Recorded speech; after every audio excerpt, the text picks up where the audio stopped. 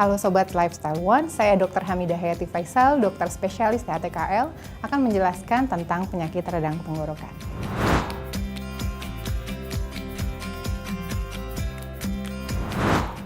Radang tenggorokan sebenarnya adalah sebuah proses inflamasi yang terjadi di daerah tenggorokan kita. Nah, tenggorokan itu sebenarnya yang sebelah mana? Tenggorokan itu adalah dinding paling belakang dari mulut kita yang sebenarnya bagian atas itu sudah dimulai dari sisi belakang hidung sampai ke bagian atas dari trakea dan esofagus atau saluran nafas atau saluran cerna yang lebih bawah. Jadi kalau misalnya terjadi proses radang pada tenggorokan itu tentunya akan memberikan keluhan yang melibatkan struktur di sekitarnya. Salah satunya juga yang sering terlibat dalam penyakit ini adalah amandel. Jadi kita bisa menyebutkan dengan radang amandel atau tonsilitis.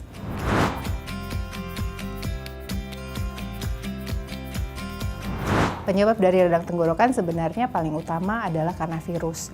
Dan selain itu juga bisa disebabkan karena adanya infeksi bakteri.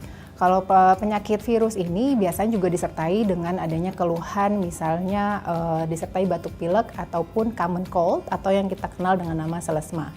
Dan biasanya ini kalau yang akibat penyakit virus itu akan sembuh sendiri sebenarnya. Kemudian yang penyebab dari virus bakteri itu paling sering adalah bakteri Streptococcus. Nah, ini mungkin akan membutuhkan penanganan yang sedikit berbeda dengan penyebab yang dari virus.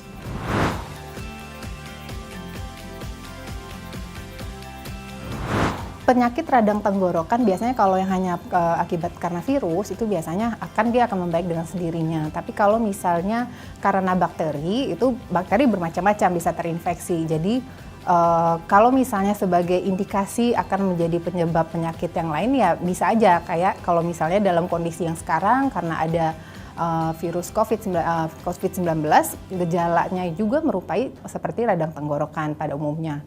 Jadi bisa saja kalau misalnya menjadi sebuah tanda dari penyakit yang lain.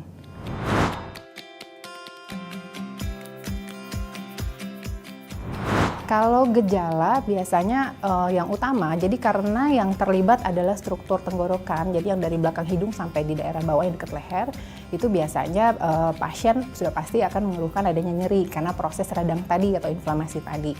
Nah, nyeri ini biasanya diperberat dengan pada saat adanya gerakan menelan. Karena sebagaimana kita tahu, kalau misalnya daerah belakang mulut tersebut adalah struktur yang berperan pada proses menelan ataupun bernafas. Jadi sudah otomatis pada saat menelan akan memberikan keluhan nyeri. Kemudian keluhan yang umum lainnya adalah biasanya disertai kalau misalnya untuk yang jenis yang virus itu akan disertai dengan batuk dan pilek, common cold tadi. Kemudian juga bisa disertai dengan adanya suara serak dan tentunya kalau misalnya dengan adanya infeksi berarti biasanya disertai juga dengan adanya demam.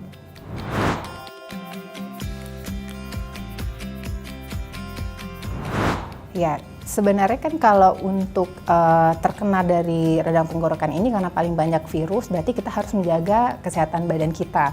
Virus selain memang masuknya melalui hidung dan mulut, berarti yang paling sering terpapar ke daerah hidung dan mulut secara tidak sengaja adalah tangan. Berarti kita harus menjaga kebersihan tangan.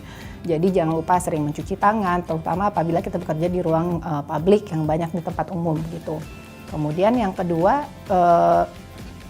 kalau misalnya untuk jenis makanan sendiri, kalau misalnya kan ada yang bilang kalau misalnya ada makanan yang pedas jadi pemicu radang tenggorokan, atau misalnya minum es itu dibilang untuk penyebab radang tenggorokan. Nah, itu sebenarnya tidak benar secara langsung.